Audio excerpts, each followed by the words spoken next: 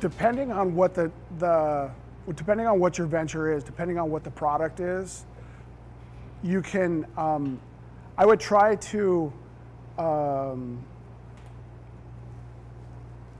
don't want to say makeshift it, but I would try to utilize your internal resources as much as possible to get an understanding of who your customer is, and is the solution that you're offering, is it truly what they want?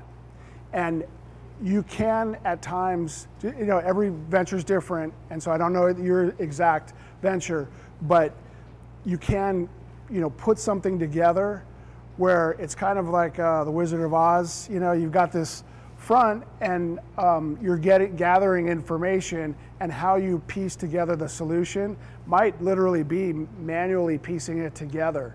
And there are plenty of examples of people who have, they've taken in information, they put it in a spreadsheet, and then they are manually doing, putting together the solution and providing the solution to the customer before spending the time and the money on building something. I've in my background, so since that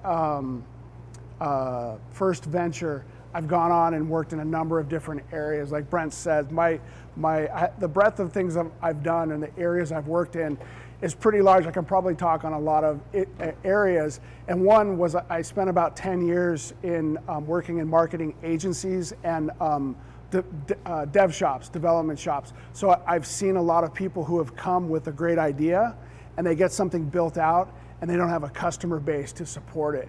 Or what the customer wants is different, and they just spent $100K on something that a lot of people out there are going to take the money, and they'll build what it is that you think you need, or what you're asking them to build.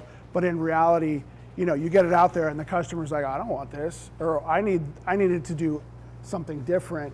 And then if your budgets are gone, then you've got to figure out how you're going to make those adjustments. So I think to answer your question, what I'm trying to say is, can you find a way to find an initial solution by keeping it in-house?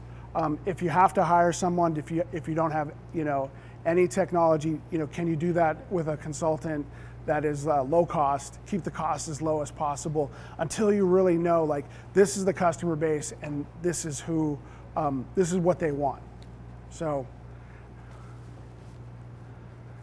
And then, if you can find a technical co-founder, it's easier said than done, but somebody that can come in that will eventually maybe be a co-founder or somebody that can take over that role, that's a good way to do it as well.